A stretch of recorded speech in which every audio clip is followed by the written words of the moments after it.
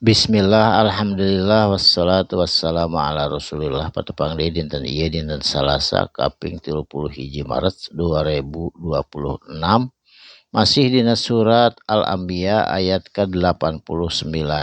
A'udzubillahi minasyaitonir rajim. Bismillahirrahmanirrahim. Wa Zakaria jeung kudu inget anjeun kabeh kana kisahna Nabi Zakaria. Nabi Zakaria teh yuswana hawaktos harita tos 120 tahun, istrina tos 80 tahun, tapi can dipaparinan keturunan. Mandul istri Nabi Zakaria teh gaduh putra. Teu lilen-lilen Nabi Zakaria ngadoa ka Allah Subhanahu wa taala. Idnada samang-samangsa ngadoa robbahu itu Nabi Zakaria ka Allah pangeranana hu Zakaria.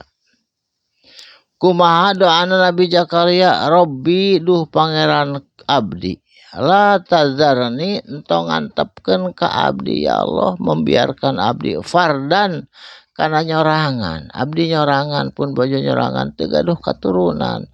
Upami kitu atuh saha engke nu neraskeun agama tauhid. Abdi hoyong diteraskeun ku putra abdi upami dipaparin ku anjeun katurunan. Wa anta bari ari anjeun ya Allah khairul warisin, saalus-alusna anu ngawaris katurunan, anu ngawaris harta benda dunia jeung sajabana. Jadi abdi hoyong dipaparinan waris katurunan. Kitu doana Nabi Zakaria. Saterasna. Pastajabna mangka tuluy diijabah ku kami saur Allah lahu ka Nabi Zakaria. Wa wahabna jeung dianugrahkeun ku kami lahu ka Nabi Zakaria gaduh putra sanajan tos sepuh namina putrana dinamian Yahya, nyata Nabi Yahya teh putrana Nabi Zakaria. Saterasna.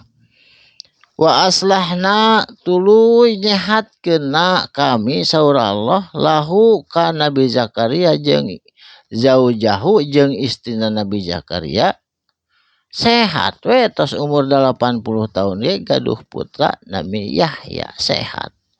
Innahum sanyana ari itu keluarga Nabi Zakaria kanu bukti sadayana yusariuna sok gagancangan fil khairati kana migawe khairati kana kahadean kasayan. Salat awal waktu, boga duit dizakatkeun, terus diamaliyahkeun kanggo kepentingan umat sareng sajabana. Puasa dilaksanakeun kantana nu wajib nu sunat sadayana ge dilaksanakeun. Eta teh yusariuna fil khairat. Wa yad'unana jeung salawasna selalu berdoa ke kami saur Allah itu Nabi Zakaria. Rogban bari penuh pangharapan, warohaban jeung sieun ku bebendu Allah lamun ngalakukeun kalepatan. Wa kanu jeung bukti itu Nabi Zakaria.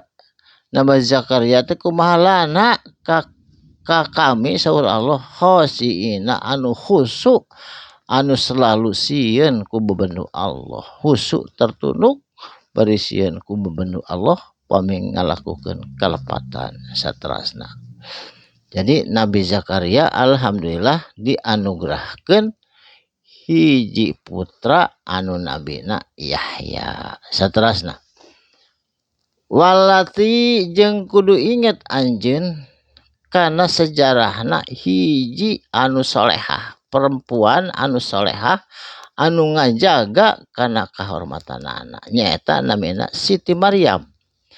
Ahsanat anu selalu menjaga farjaha kana kahormatanana, kana farjinaha itu Siti Maryam.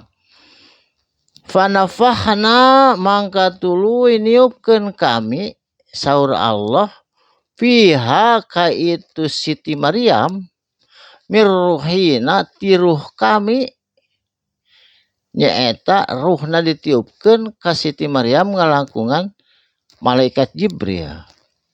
Wa ja'alnaha jeung dijadikeun ku kami ha itu Siti Maryam wa benaha gaduh putra hak ti Siti Maryam nyaeta Nabi Isa Yesus namina mencek umat Nasrani mah. Jadi Nabi Isa teh atau Yesus teh sanes putra Allah eta mah ayatan tanda-tanda kekuasaan Allah lil alamina pikeun seluruh alam. Jadi Nabi Adam teu gaduh ibu teu gaduh rama. Siti Hawa teu gaduh ibu. Ieu ge teu gaduh rama. Sadayana ge teh tanda-tanda kekuasaan Allah.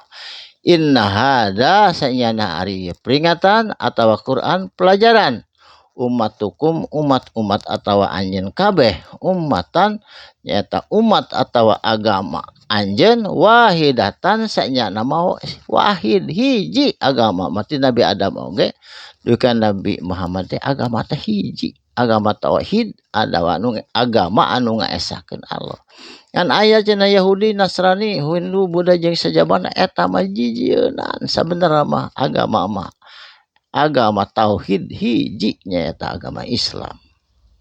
Wa anas jeung sanyana ari kami saur Allah rabbukum pangeranna anjeun kabeh nu aya di dunya ieu jeung di alam angkasa jeung alam nu sajena fa'buduni mangka sok ibadah mah ka kami ulah kanu sejen kitu saur Allah. Barakallahu li wa lakum mugi aya manfaatna.